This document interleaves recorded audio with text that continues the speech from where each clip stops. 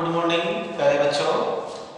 मानव भूगोल की जो रूपरेखा में अपन ने लेसन नंबर में जो पढ़ा मानव भूगोल प्रकृति एवं विशेष क्षेत्र, आज मानव भूगोल का लेसन 2 पढ़ेंगे, विश्व की प्रमुख जनजातियां।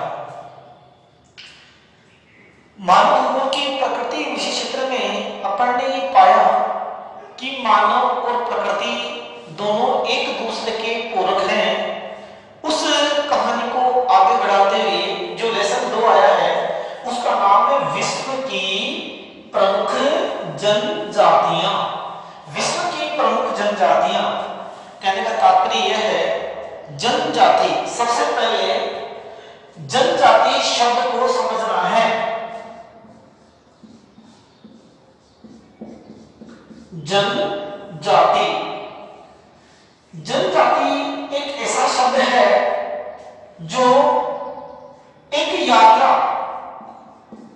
एक इतिहास और एक यात्रा, कुल मिलाकर के जिसके परिवेश में किसी प्रकार का कोई चेंज नहीं हुआ है। कहने का मतलब जनजाति आज भी अपने आदिम पर्यावरण में और परिवेश में जो निवास कर रही है उसी का नाम है प्यारे बच्चों जनजाति। आदिम पर्यावरण या परिवेश से जो जुड़ी हुई है, जिसने आज आधुनिक समय के अंदर भी किसी प्रकार का कोई अपने में परिवर्तन नहीं किया है, इस प्रकार की जो जनजाति है वो कहलाती है जनजाति। जनजाति शब्द का मतलब यह हो गया कि जिसने अपने आप में कोई परिवर्तन नहीं किया है, जो पहले भी प्रकृति के साथ जुड़ा हुआ था और आज भी प्रकृति के साथ जुड़ा हुआ है। देखते हैं जनजाति। प्यारे बच्चों, जनजाति किसी कुल मिलाकर के किसी सभ्यता का सूचक नहीं है। जनजाति का जो अर्थ है वो सामाजिक और संस्कृति का परिवेश है। ये किसी आर्थिक का परिवेश सूचक नहीं है, ये सामाजिक और सांस्कृतिक का समूह है जनजातियां। देखते हैं विश्व में जनजातियां कौन कौन सी हैं। विश्व की प्रमुख जनजातियां हैं, पहला है ध्रुवीय ठंडे प्रदेशों के निवासी। ध्रुवीय ठंडे प्रदेशों के निवासी। ध्रुव मालूम है, 2 ध्रुव है, उत्तरी ध्रुव और दक्षिणी ध्रुव, यानी कि उत्तरी गोलार्ध और दक्षिणी गोलार्ध। देखिए प्यारे बच्चों, यहाँ पर कौन कौन सी जनजातियां निवास करती हैं। यहाँ पर एस्किमो जनजाति, सेमोयर्स जनजाति, ये 2 जनजाति के हैं, एस्किमो और सेमोयर्स। प्यारे बच्चों, राजस्थान बोर्ड अजमेर के एग्जाम में अक्सर इन जनजातियों में से किन्हीं 2 जनजातियों का जीवन का पूरा वर्णन करवाया जाता है, चाहे वो भौगोलिक हो, आर्थिक हो, सामाजिक सांस्कृतिक हो। वाकायदा पॉइंट दे देते हैं और उस पॉइंट के अकॉर्डिंग प्रत्येक जनजाति का अपने को वर्णन करना पड़ता है। ये एग्जाम में बड़ा क्वेश्चन आता है। देखते हैं, ध्रुवीय और ठंडे प्रदेशों के निवासी हैं एस्किमो जनजाति, सेमोयर्स जनजाति। दूसरा है विषुवत रेखीय सघन वनों के निवासी। इसमें कौन कौन सी जनजातियां हैं। पिग्मी जनजाति, सेमांग जनजाति, सकाई जनजाति, ठीक है। इसके बाद में है उष्ण व शुष्क मरुस्थल के निवासी। इसमें बुशमैन जनजाति, ठीक है, बुशमैन जनजाति। अब इसके बाद आता है उष्ण कटिबंधीय घास के क्षेत्रों के निवासी। उष्ण कटिबंधीय घास क्षेत्रों के, घास की भूमि में जो जनजातियां निवास करती हैं उनमें कौन कौन सी है। मसाई जनजाति और बद्दू जनजाति। इसके बाद चलते हैं प्यारे बच्चों समशीतोष्ण कटिबंधीय जनजाति। इसमें कौन सी है। किर्गिज। और ये किर्गिज जो जनजाति है प्यारे बच्चों, ये लगभग मध्य एशिया में पाई जाती है, किर्गिज जनजाति। आगे चलते हैं दुर्गम पहाड़ी व पठारी क्षेत्रों के निवासी। इसमें कौन कौन सी है। भील, गोंड, संताल, मीणा और नागा। ये 2 जनजातियां तो राजस्थान की में हैं, भील और मीणा। ये फेमस जनजाति है। राजस्थान की सबसे बड़ी जो जनजाति है प्यारे बच्चों वो है मीणा। राजस्थान की सबसे बड़ी जनजाति कौन सी है? मीणा। और राजस्थान की दूसरी बड़ी जनजाति है भील।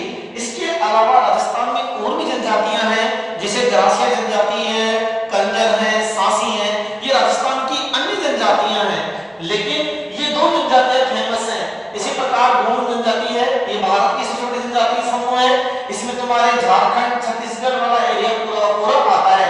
नागा जनजाति मुख्य रूप से नागालैंड में पाई जाती है। नागालैंड की राजधानी कोहिमा है, राज्य है नागालैंड। और नागालैंड जो है, नागालैंड में नागा जनजाति देखने को मिलती है। अब जनजाति का आपको अर्थ समझ में नहीं आया नहीं आया?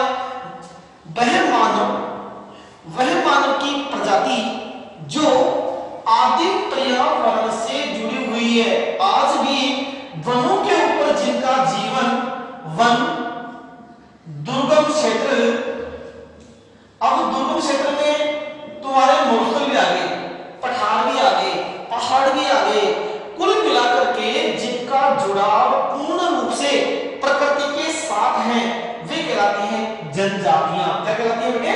जनजातियां। It is clear? यस या नो? जनजाति होती क्या है ये समझ में नहीं आया? जनजाति, अपन तो आधुनिक मकानों में रह रहे हैं, नए नए मकानों में रह रहे हैं, लेकिन ये लोग आज भी जंगलों में अपना जीवन यापन कर रहे हैं और ये उसी जीवन से बिल्कुल पूर्ण रूप से संतुष्ट हैं। हालांकि प्रत्येक देश की जो सरकारें हैं, प्रत्येक देश की सरकारें हैं, इनके लिए अनेक प्रकार की योजनाएं चला रखी हैं। हमारे राजस्थान सरकार ने भी योजना चला रखी है भील और मीणाओं को लेकर के। टांडा और मांडा ये हमारे क्षेत्र हैं। कुल मिलाकर के इनको इस पर्यावरण से हटा करके और आधुनिक मानव के साथ जोड़ने का प्रयास किया जा रहा है, लेकिन ये जनजातियां अपने आप में बिल्कुल संतोषी हैं। प्यारे बच्चों, आपको मालूम होगा, कहते हैं कि संतोष जो धन है, सबसे बड़ा धन क्या है? संतोष धन है। और ये लोग अपने जीवन से पूर्ण रूप से संतोषी हैं। ये चाहते ही नहीं कि हम आधुनिक जीवन से जुड़े। हालांकि प्रत्येक देश की सरकारें इनके लिए नई नई योजनाएं और नए नए कार्यक्रम का सूत्रपात कर रही है। देखते हैं, चलते हैं, सबसे चलते हैं। एक जनजाति है एस्किमो जनजाति। ये विश्व की मानी हुई सबसे बड़ी जनजाति है एस्किमो जनजाति। एस्किमो का शाब्दिक अर्थ होता है कच्चा मांस खाने वाला। क्योंकि इस लेसन में आज अपन शुरू कर रहे हैं, अब मैं आपको बताना चाहूंगा कि ध्रुवीय विश्व क्या होता है, उष्ण और शुष्क क्या है, ये नाम क्यों लगे हुए हैं, क्योंकि ये जनजातियां इन्हीं क्षेत्रों में पाई जाती है। आपको मालूम होगा विश्व का सबसे बड़ा द्वीप है ग्रीनलैंड। कौन सा है? ग्रीनलैंड। देखते हैं, आपको बताया हुआ है ये पृथ्वी है। सब बच्चे बोलेंगे सर पृथ्वी को उठा लिए। नहीं, ये पृथ्वी का मॉडल है। देखते हैं, पृथ्वी 23.5 डिग्री अक्ष पर झुकी हुई है। पृथ्वी 23.5 डिग्री अक्ष पर झुकी हुई है प्यारे बच्चों। इसीलिए दिन और रात होते हैं, इसीलिए ऋतु और परिवर्तन होते रहते हैं। 23.5 डिग्री के एंगल पे पृथ्वी झुकी हुई है। बात करेंगे इसकी, जो ये जनजातियां जहां पाई गई हैं। सबसे पहले आता है ध्रुवीय, वह ठंडे प्रदेशों के निवासी। अपन चलते हैं उत्तरी ध्रुव में, और उत्तरी ध्रुव में अपन चलते हैं सीधे उत्तरी अमेरिका महाद्वीप। कहां चलते हैं? ये आ गया तुम्हारा उत्तरी अमेरिका महाद्वीप। प्यारे बच्चों, लगभग यहाँ पर है तुम्हारे अलास्का की खाड़ी। यह है अलास्का की खाड़ी, और इससे आगे चलते हैं तो बेरिंग जल संधि, अलास्का की खाड़ी और बेरिंग जल संधि, यहाँ पर तुम्हारे एस्किमो जनजाति देखने को मिलती है। It is clear? इसके बाद में सेमोयड्स, और ये सेमोयड जनजाति भी यही ठंडे प्रदेशों में निवास करती हैं। इसका दूसरा नाम है टुंड्रा प्रदेश। क्या नाम है? Tundra Pradesh. It is clear? आगे चलते हैं। विषुवतीय सघन वनों के निवासी। मैंने पिछली क्लास में आपको पढ़ाया था कि पृथ्वी को 3 कटिबंधों में बांटा गया है। कितने कटिबंधों में बांटा गया है? 3 कटिबंधों में पृथ्वी को बांटा गया है। उष्ण कटिबंध, उपोष्ण या शीतोष्ण कटिबंध, और तीसरा है शीत कटिबंध। उन तीनों कटिबंधों को ध्यान में रखते हुए ये जनजातियों को बांटा गया है। तीनों कटिबंधों में ये जनजातियां पूर्ण रूप से फैली हुई है। देखते हैं 3 कटिबंध कौन कौन से हैं। सबको याद होना चाहिए, लगभग पूरी मानव भूगोल में हर पाठ में अपने को कटिबंधों की आवश्यकता महसूस होगी। इसलिए प्यारे बच्चों, इन कटिबंधों के मान को कम से कम आपको रटना है, याद कर डालो। और वैसे समझने का विषय भी है, कोई बड़ी बात नहीं है। देखते हैं, ये आगे तुम्हारे भूमध्य रेखा, इसका दूसरा नाम है विषुवत रेखा भी कहते हैं, और इसका मान होता है 0 डिग्री। कितना मान होता है प्यारे बच्चों? 0 डिग्री। और इसके अलावा 0 डिग्री से 23.5 डिग्री ये है तुम्हारा नॉर्थ पॉइंट, और ये तुम्हारा है साउथ पॉइंट। उत्तरी गोलार्ध और दक्षिणी गोलार्ध। गोलार्ध मुख्य रूप से पृथ्वी के प्राकृतिक बिंदु दो ही हैं, एक तो है उत्तरी गोलार्ध और एक है दक्षिणी गोलार्ध। यानी कि उत्तरी गोलार्ध और दक्षिणी गोलार्ध, उत्तरी ध्रुव और दक्षिणी ध्रुव। देखते हैं, इसके अलावा कई बार अपन बोल देते हैं कि साहब भारत तो उत्तरी पूर्वी गोलार्ध में है, लेकिन चूंकि ये जो है इधर वाला नॉर्थ साउथ और ये ईस्ट और ये वेस्ट पश्चिम, ये केवल काल्पनिक गोलार्ध हैं। प्राकृतिक बिंदु दो ही है, नेचुरल पॉइंट दो ही है प्यारे बच्चों, एक तो है नॉर्थ और एक है साउथ पॉइंट। ठीक है, चलते हैं 0 डिग्री नॉर्थ और 0 डिग्री से 23.5 डिग्री तक साउथ। जब हम यहां से यहां तक जाते हैं तो यहां पर एक कटिबंध देखने को मिलता है, और उस कटिबंध को बोलते हैं उष्ण कटिबंध। क्या बोलते हैं मेरे बच्चों? उष्ण कटिबंध। ध्यान रहे, 0 डिग्री से 23.5 डिग्री का जो कटिबंध है उसको बोलते हैं उष्ण कटिबंध। इसके बाद में 66.5 और ये 90 डिग्री, इधर से भी 66.5 और ये 90 डिग्री। अक्षांश कितने होते हैं? 180 होते हैं। कितने होते हैं मेरे बच्चों? 180 होते हैं। अब देखते हैं 66.5 90 और 66.5 90, ये हो गया तुम्हारा उपोष्ण या शीतोष्ण, और साउथ के अंदर वही होगा उपोष्ण या शीतोष्ण। It is clear? यस या नो?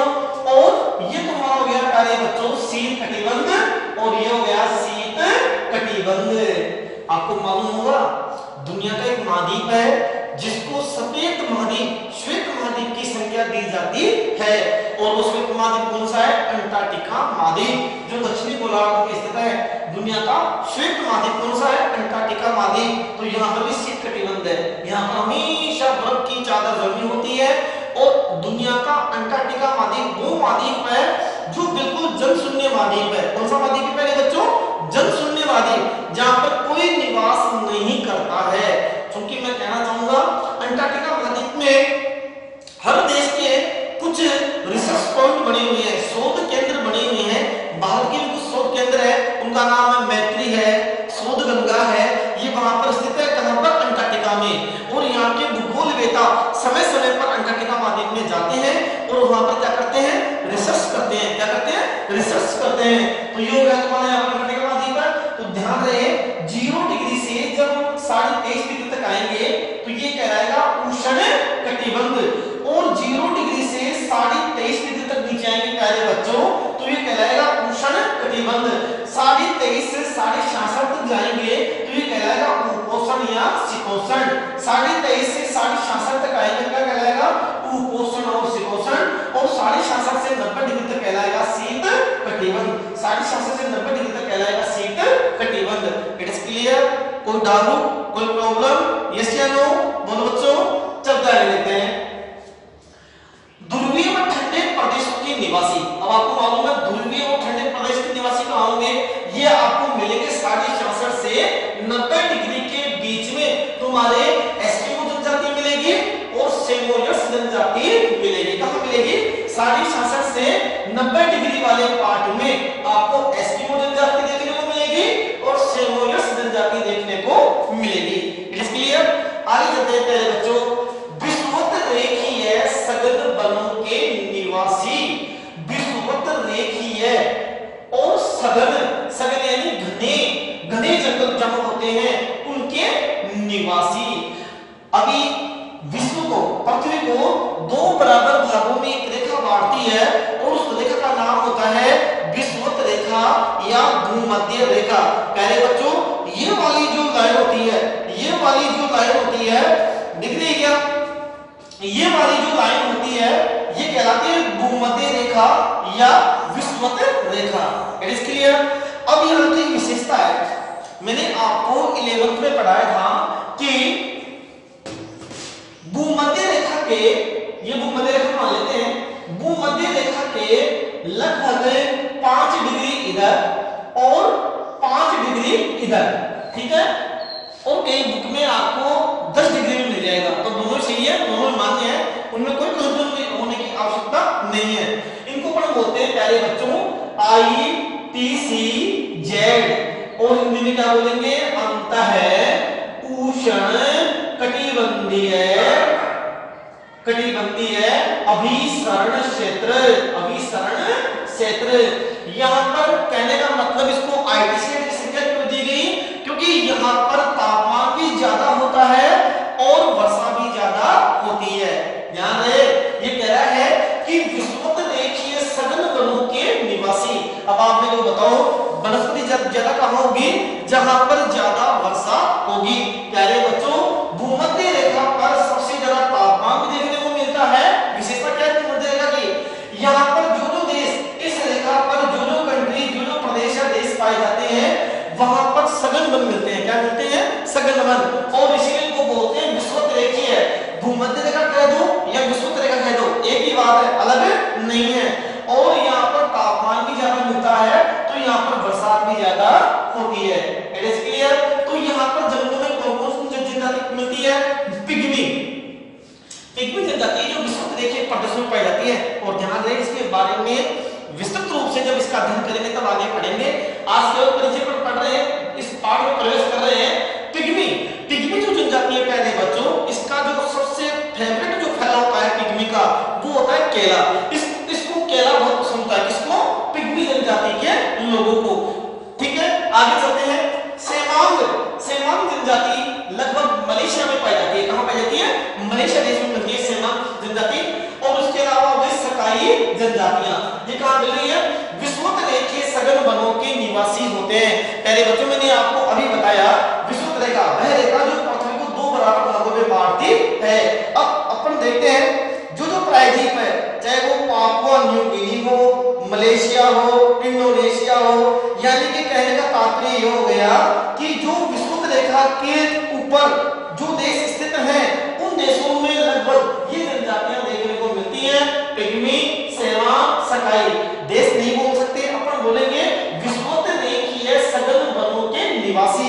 विषुवत रेखा में जहां जहां पर सघन वन देखने को मिलते हैं, वहां पर इस प्रकार की जनजातियां पाई जाती हैं। It is clear? दोबारा से देखिए प्यारे बच्चों, अभी अपन ने पढ़ी एस्किमो जनजाति और सेमोरिड्स जनजाति। एस्किमो जनजाति पढ़ने कहां पढ़ी? उत्तरी अमेरिका महाद्वीप में। उत्तरी अमेरिका महाद्वीप के टुंड्रा प्रदेशों में, जहां पर अलास्का की खाड़ी है और अलास्का खाड़ी से बेरिंग जल डमरू मध्य उत्तरी अमेरिका के ऊपर की ओर, इस कोने की ओर, उत्तरी अमेरिका में इस कोने की ओर एस्किमो, सेमोरिड, कुल मिलाकर के अभी मैंने बताया 66.5 डिग्री से 90 डिग्री के बीच में ध्रुवीय एवं ठंडे प्रदेशों के निवासी होते हैं। इसके बाद में आ गया विषुवत रेखीय सघन वनों के निवासी पिग्मी, सेमांग, सकाई। ये कहां मिलेंगे अपने को? पृथ्वी के बीच वाले भाग में, जिसका मान होता है 0 डिग्री। इस रेखा के ऊपर ये जनजातियां देखने को मिलती हैं। थोड़ा आगे चलते हैं प्यारे बच्चों। उष्ण व शुष्क मरुस्थल के निवासी। आपको मालूम है प्यारे बच्चों, विश्व का वह मरुस्थल जहां पर एक प्रकार से मानव निवास करता है, और वो मरुस्थल है प्यारे बच्चों थार का मरुस्थल। एशिया महाद्वीप में है और एशिया महाद्वीप के भारत देश में है। और भारत देश के किस राज्य में उसका क्षेत्रफल अधिकांश क्षेत्रफल लगभग 58% क्षेत्रफल उसका कहां पर स्थित है? राजस्थान में है। और राजस्थान के कुल क्षेत्रफल का प्यारे बच्चों याद करेगा, थार के मरुस्थल का कुल जो क्षेत्रफल है वो राजस्थान की कुल क्षेत्रफल कितना परसेंट प्यारे बच्चों? 61.11% थार का मरुस्थल है वो राजस्थान के 61.11% भाग को कवर कर रखा है। और भारत के 58% भाग को कवर कर रखा है। इसके साथ में तुम्हारे गुजरात की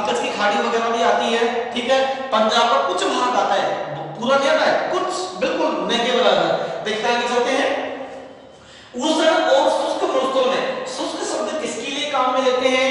जहां पर तापमान ज्यादा होता है और वर्षा न के बराबर होती है, वर्षा कम होती है, उसके लिए प्यारे बच्चों शुष्क शब्द काम में लेते हैं। कई बार ज्योग्राफी की जो डेफिनेशन आती है वो डेफिनेशन आती है कि वह प्रदेश जहां पर 25 सेंटीमीटर से कम वर्षा होती है। प्यारे बच्चों नोट कर लो, लिख लो कि शुष्क कृषि, कृषि के लिए इसी मानव भूगोल में पढ़ेंगे शुष्क कृषि के बारे में, कि वह प्रदेश, शुष्क प्रदेश किसे कहेंगे? वह प्रदेश जहां पर 25 सेंटीमीटर से कम वर्षा होती है उसको अपन बोलते हैं शुष्क प्रदेश। उष्ण व शुष्क मरुस्थल के निवासी, इसमें जो आपकी जनजाति सिलेबस में चल रही है वो कौन सी है प्यारे बच्चों? बुशमैन जनजाति। संक्षेप में थोड़ा सा सुन लो, बुशमैन, BUSH, बुश, बुश यानी झाड़ी, और MAN, मैन यानी आदमी, झाड़ी में निवास करने वाला आदमी। प्यारे बच्चों दिमाग में जो मैं कह रहा हूं जा रही नहीं जा रही है? यस या नो? अरे बोलो, देखो एक बार बहुत समझते इस चीज को। बुशमैन, बुश यानी झाड़ी, मैन यानी आदमी, झाड़ी आदमी, अरे ऐसा नहीं है, झाड़ी में निवास करने वाला मानव, झाड़ी में निवास करने वाली प्रजाति। सोचिए समझिए, उष्ण व शुष्क, आपको मालूम है 25 सेंटीमीटर से जहां कम वर्षा होगी वह शुष्क प्रदेश कहलाएगा, और जहां वर्षा कम होती है वहां पर क्या मिलती है? झाड़ी ज्यादा उगती है, तो यहाँ पर बुशमैन जनजाति, इसका नाम भी ऐसे ही पड़ गया, झाड़ियों में रहने वाला मानव, बुशमैन। प्यारे बच्चों बुशमैन, चूंकि मैं बता दूं आगे बाद में चर्चा करेंगे, एक महाद्वीप है अफ्रीका महाद्वीप, ये आ गया प्यारे बच्चों तुम्हारे अफ्रीका महाद्वीप। अफ्रीका महाद्वीप की विशेषता है और कंपटीशन के एग्जाम में कई बार पूछ लेते हैं प्यारे बच्चों, अपने चैप्टर चल रहा है इसलिए मैं बता रहा हूं। अफ्रीका महाद्वीप में क्या होता है प्यारे बच्चों? अफ्रीका महाद्वीप में तीनों रेखाएं गुजर रही है। दुनिया का वह कौन सा महाद्वीप है जहां से तीनों रेखाएं गुजरती हैं, यानी कि भूमध्य रेखा भी गुजरती है, कर्क रेखा भी गुजरती है और मकर रेखा भी गुजरती है, और प्यारे बच्चों वो महाद्वीप है अफ्रीका महाद्वीप। It is clear? यस या नो? दुनिया का वह महाद्वीप जहां से तीनों रेखाएं गुजरती है, कर्क रेखा, मकर रेखा और भूमध्य रेखा। और प्यारे बच्चों ये तुम्हारी बुशमैन जनजाति है, ये तुम्हारे अफ्रीका में एक मरुस्थल है प्यारे बच्चों, कालाहारी मरुस्थल। कौन सा मरुस्थल है? कालाहारी मरुस्थल। कालाहारी मरुस्थल में ये बुशमैन जनजाति निवास करती है। It is clear? यस या नो? और आपको मालूम होना चाहिए थार के मरुस्थल में भी नागफनी खूब मिलती है। इसके अलावा राजस्थान का कल्प वृक्ष खेजड़ा, खेजड़ा इसके लिए खूब मिलता है थार के मरुस्थल में, पश्चिमी राजस्थान में खूब देखने को मिलता है। और राजस्थान का सागवान किसे कहते हैं? राजस्थान का सागवान कहते हैं रोहिड़ा को। किसको कहते हैं? रोहिड़ा को, जिसकी लकड़ी को इमारती लकड़ी के रूप में, फर्नीचर के रूप में, नक्काशी के रूप में काम में ली जाती है, मजबूत होती है प्लस हल्की होती है, और इसीलिए रोहिड़ा को बोलते हैं राजस्थान का सागवान। ये भी उष्ण शुष्क मरुस्थल में पाए जाने वाले हैं। चलते आगे देखते हैं मेरे बच्चों, उष्ण कटिबंधीय घास के क्षेत्रों के निवासी। देखो दिमाग में होना चाहिए, उष्ण कटिबंधीय भूमध्य रेखा के 0 डिग्री से 23.5 डिग्री तक और 0 डिग्री से 23.5 डिग्री तक, यानी कि उत्तर में भी और दक्षिण में भी, दोनों दिशाओं में, उत्तर में भी और दक्षिण में भी, उत्तर और दक्षिण इन दोनों दिशाओं में, उत्तर में भी और दक्षिण में भी, इन दोनों दिशाओं में जनजाति निवास करते हैं। उनमें मसाई है, बद्दू, ये जनजातियां हैं। देखो प्यारे बच्चों जनजाति की विशेषताएं और सुन लो। कुछ जनजातियां तो ऐसी होती हैं जो खाद्यान्न संग्रहण करती हैं। खाद्यान्न संग्रहण यानी वनों से लकड़ी लाना, वनों से गोंद इकट्ठा करना, वनों से फल इकट्ठा करना, कंदमूल फल इकट्ठा करना, उनका पूरा का पूरा जीवन उन वनों के ऊपर आश्रित होता है। It is clear? कुछ जनजातियां होती हैं जो पशुचारण करती हैं। क्या करती हैं? पशुचारण, ऋतु प्रवास करती है, यानी कि सर्दियों में मैदानों की ओर और गर्मियों में मैदानों से पर्वतों की ओर। It is clear? हमारे हिमालय पर्वतीय प्रदेश में खूब सारी जनजातियां पाई जाती हैं। गुर्जर है, बकरवाल है। It is clear? पढ़ाई थी आपको, गद्दी जनजाति है। आगे चलते हैं, थोड़ा देखते हैं। तो जनजातियों का जो मुख्य रूप से जो उनका जो जीवन निर्वाह का जो सेक्टर है, वो सेक्टर क्या है? मुख्य रूप पर्यावरण है। और इसलिए पर्यावरण के साथ जुड़े होने के कारण, पर्यावरण के साथ जुड़े होने के कारण इनको जनजातीय शब्द काम में लिया जाता है। आपके और मेरे, आपके और हमारे कोई जनजातीय शब्द का कोई प्रयोग करता है क्या? यस या नो? कोई चौधरी जी है, कोई शर्मा जी है, कोई सैनी जी है, कोई गुप्ता जी है, बात समझ आ रहे हैं? अरे अपन भी मानव है और वो भी मानव है। अंतर क्या है कि वे लोग आज भी आदिम ढंग से अपना जीवन निर्वाहन कर रहे हैं, और अपन जो लोग हैं, अपन लोग हैं जो समय के साथ चल रहे हैं, समय की गति के साथ आगे बढ़ रहे हैं। जैसे जैसे तकनीकी विकसित की है, तकनीकी के साथ अपन ने अपने आप को मोड़ लिया है, और वे लोग आज भी बिल्कुल तकनीक से दूर रहना चाहते हैं। It is clear? आगे देखते हैं प्यारे बच्चों, समशीतोष्ण कटिबंधीय, यहां पर भी जनजाति मिलती है, पूरी जनजाति कहलाती है प्यारे बच्चों किर्गिज। कौन सी जाति? किर्गिज। समशीतोष्ण या शीतोष्ण, देखो प्यारे बच्चों 23.5 डिग्री से 66.5 डिग्री, लगभग यहां मान लो इसका आधा मान लो 30 डिग्री तक इधर और 30 डिग्री तक इधर, यहां पर समशीतोष्ण कटिबंधीय मिलता है। और यहां पर जनजाति मिलती है किर्गिज जनजाति। और किर्गिज जनजाति का जो मुख्य जो आवास क्षेत्र है प्यारे बच्चों, वो है मध्य एशिया। कौन सा है? मध्य एशिया। मध्य एशिया के अंदर तुम्हारे ये किर्गिज जनजाति देखने को मिलती है। कजाकिस्तान वगैरह है, यहाँ पर भी उज्बेकिस्तान वगैरह है, यहाँ पर भी जनजाति बहुत ज्यादा देखने को मिलती है। It is clear? इसके बाद आगे चलते हैं, दुर्गम पहाड़ी में पठारी क्षेत्रों के निवासी। पहला है भील। भील का नाम सुनते दिमाग में आ रहा है, भील का जो शाब्दिक अर्थ होता है प्यारे बच्चों, वो होता है तीर चलाने वाला। भील लोग अपने आप को भगवान शंकर के वंशज मानते हैं। किसके वंशज मानते हैं? शंकर के वंशज मानते हैं। ये निषाद जाति से जुड़ी हुई है। भील, गोंड, संताल, मीणा और नागा, ये पूरे के पूरी जो जनजातियां हैं, ये आपको मिलेंगे दुर्गम पहाड़ियों में और पठारी क्षेत्रों में। यदि मैं बात करूं राजस्थान की, एक छोटा सा उदाहरण दूंगा। राजस्थान की यदि मैं बात करता हूं तो राजस्थान में भील जनजाति के लोग दो प्रकार की कृषि करते हैं। राजस्थान में जनजातियां जो कृषि करते हैं, उस कृषि को राजस्थान में बोलते हैं बाजरा कृषि। वैसे बाजरा कृषि का शुद्ध नाम क्या है? स्थानांतरणशील कृषि। दूसरा नाम है झूमिंग कृषि।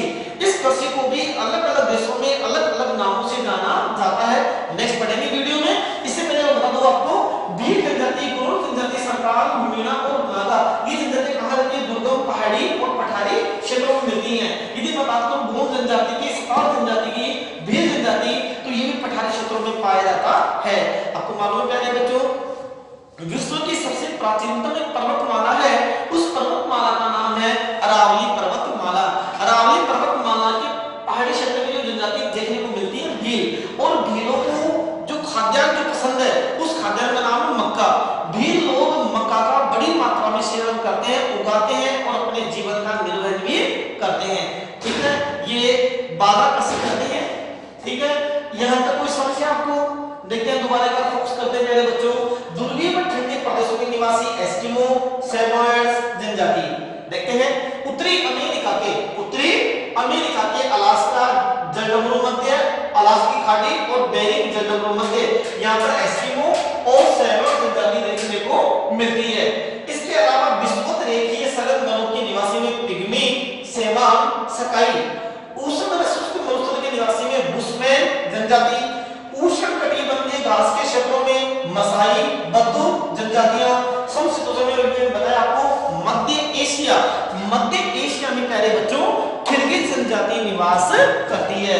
और विश्व के दुर्गम पहाड़ी और पठारी क्षेत्रों में भील, गोंड, संताल, मीणा और नागा। प्यारे बच्चों मुख्य रूप से ये जनजातियां, मैं आपको बता दूं, मुख्य रूप से ये जनजातियां भारत में इनकी बहुत ज्यादा में देखने को मिलते हैं। It is clear? आज के इस चैप्टर के अलावा कुछ मैं प्रश्न बता रहा हूं। देखो पर्यावरण से जुड़ी हुई एक संस्था है, उस संस्था का नाम क्या है? किसको याद है? याद कर लेना। उस संस्था का नाम है मेरे बच्चों IUCN। जनजातियां चल रही है इसलिए मेरे को याद नहीं। IUCN इंटरनेशनल, फुल फॉर्म क्या है? International union conservation of natural and resources. और याद कर लेना प्यारे बच्चों, ये आज बिल्कुल जो बिल्कुल जनजातियां जिनकी जनजातियां बिल्कुल खतरे में चली गई हैं, उन जनजातियों प्रजातियों को रेड बुक में दर्शाया जाता है। याद कर लेना, लाल किताब या लाल सूची में संकटग्रस्त प्रजातियों को दर्शाया जाता है। IUCN पर्यावरण का एक बहुत बड़ा उपक्रम है। IUCN किससे रिलेटेड है? IUCN का निर्माण किसने किया, अपने को याद करना है। IUCN का जो निर्माण किया प्यारे बच्चों वो किया UNO ने। किसने किया? UNO ने। संयुक्त यूनाइटेड नेशनल ऑर्गेनाइजेशन, संयुक्त राष्ट्र संघ, पता है संयुक्त राष्ट्र की स्थापना कब हुई? याद लेना, 24 अक्टूबर 1945। 24 अक्टूबर 1945 को संयुक्त राष्ट्र संघ की स्थापना हुई और संयुक्त राष्ट्र संघ ने एक डिपार्टमेंट बनाया। उस डिपार्टमेंट का नाम था IUCN, जो पर्यावरण को लेकर बड़ा चिंतित है।